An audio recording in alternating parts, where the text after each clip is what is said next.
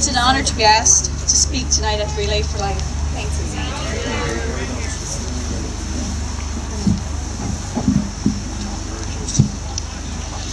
We are here tonight to get together with family and friends to celebrate cancer survivors, remember loved ones lost to cancer, and fight back in hope of finding a cure.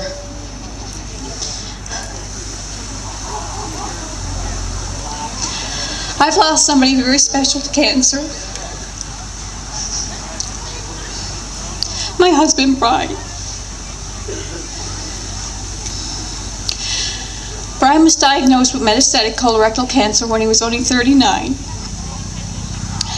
We met when I was only 18, and from the first moment we met, I knew he was the one I would marry and grow old with. We had our whole life planned ahead of us. We worked our way through university, got married, built our first home, and shortly after had a family. All our dreams came true. At least that's what it seemed like for a very short time. Just when life was taking another turn of me going back to work after staying home with the kids when they were young, our life came to an abrupt stop with 3 little words: "You have cancer." This wasn't part of our plan at all. By the time Brian was diagnosed, it had metastasized to 3 lobes of his liver, his lung, and most of his lymph nodes. We were devastated. Brian and I went through all the emotions of denial, anger, grief, bargaining, depression, and acceptance. Sometimes all in the same day, same hour. I was always grateful we weren't in the same emotion at the same time, because we needed each other to get us through each one. We now had to make a new plan. We began our battle with cancer in the summer of 2003. It started with surgery, chemotherapy, leaving Nova Scotia for more testing, which led to more surgery. Through this whole time, Brian's biggest fear was that the boys would not remember him. You see, they were only 6 and 9. Brian knew that I lost my mom when I was just little, and I have no memories of her, and he didn't want this for him. So Brian wanted to make more time to make more memories. After 15 surgeries, 2 rounds of chemo, we almost got 4 years. Brian lost his battle to cancer in March of 2007. When Brian was first diagnosed, our dreams appeared to fade, but we decided to do the things that most of us put off until the kids are gone or we retire, and most don't even get to do anyway. Accepting that our time together will be shortened, we decided to make the most of every day. We stopped looking at the things we couldn't do, and we started looking at the things we wanted to do and had to do. First, we took a cruise together, kind of a second honeymoon. First trip alone together since the kids were born. It was truly an awesome trip, more appreciated by the fact that we knew it would probably be our last trip together. We also tried to make a lot of smaller trips and plan special things with the kids, making the most of each day. We started doing more family outings, late night drive-in movies, things like that. We took the kids to Newfoundland, showed them where we grew up and where we met. We took a lot of weekend getaways, New Brunswick and PEI. And like many families, we always wanted to do a Disney World trip with the family. By this time, Brian's health was deteriorating very quickly, so we knew we had to do it now than later. But by this time, the kids were at an awesome age of 9 and 12. Brian's health had held steady through the whole trip, and it was truly magical, a trip none of us will ever forget. I won't kid you by letting you think this is all easy, because it wasn't. There were many difficult times and difficult decisions to make.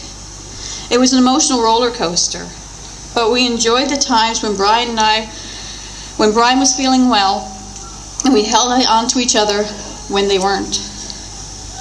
Most of us think about the negative things, but it all hasn't been. It brought our family closer together. We realized how important it is to need each other and to support each other. We had to stick together.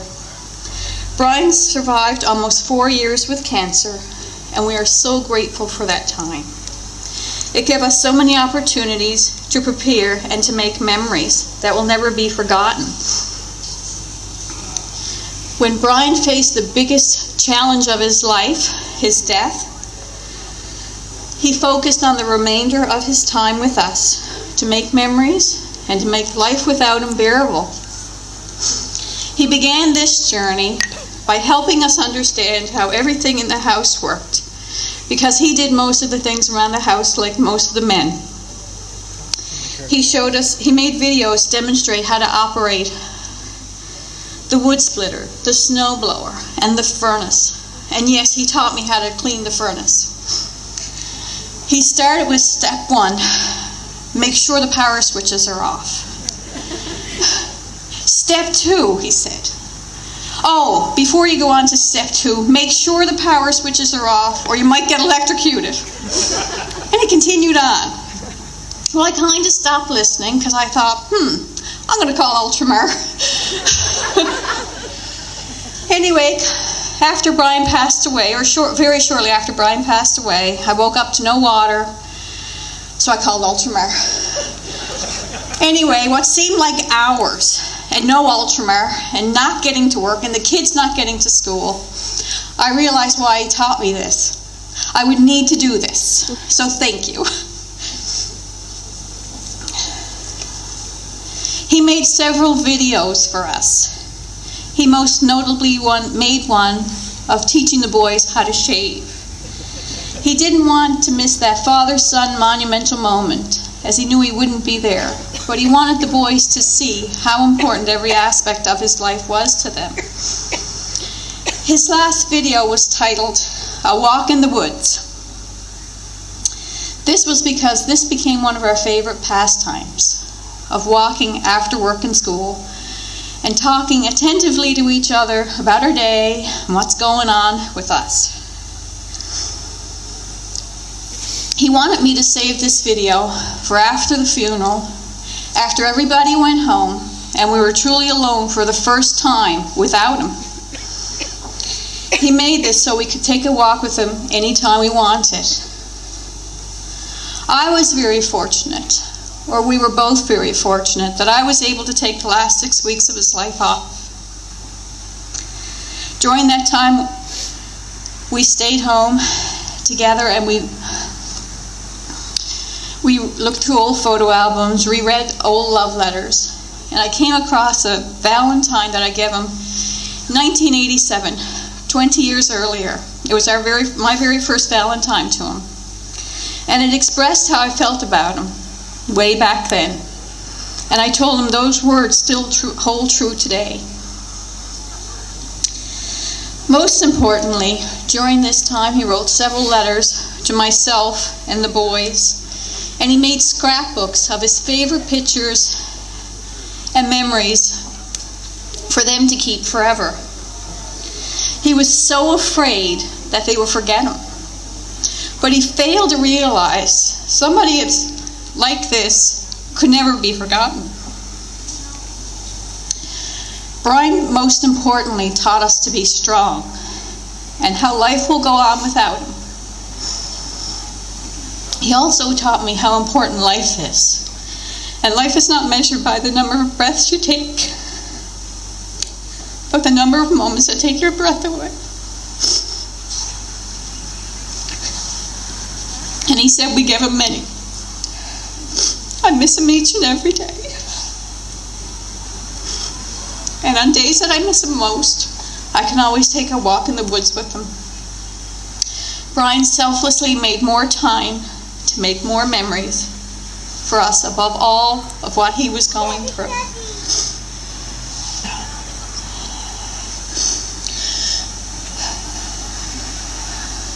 Those who we have lost will always be in our heart.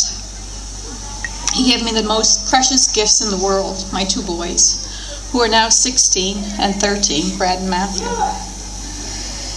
Both the boys are such a part of Brian that I see them each and every day. They give me my strength. It is so important to make the most of every minute and make the most memories as possible. Irma Bombeck said it best. Life is short. Seize every moment. Look at it and really see it. Live it and never give it back.